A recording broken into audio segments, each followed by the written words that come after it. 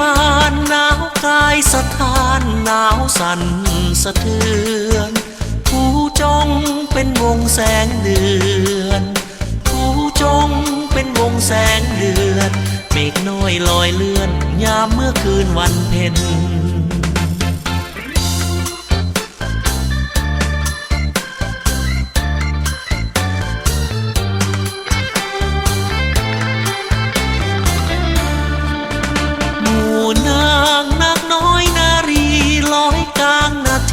เป็นราศีสวยเด่นน้ำนิ้วไหลลิ้นว่าเว้นน้ำนิ้วไหลลิ้นว่าเว้นสาวคำแลเห็นสาวเนื้อเย็นล่องลอยโอ้เสียงพวงนี่เอ๋ยก่อนนี้เฮาเคยเห็นเจ้างามหยาดย้อยเดี๋ยวนี้ธรรมศาสตร์จอมดอยเดี๋ยวนี้ธรรมศาสตร์จอมดอยสาวคำนั่งคอยผู้จ้องมองงามตะการ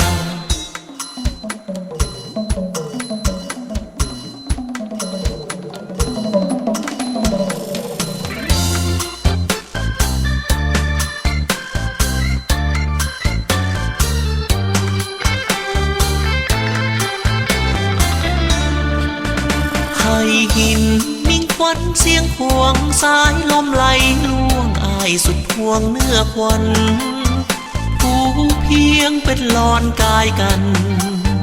ผู้เพียงเป็นลอนกายกัน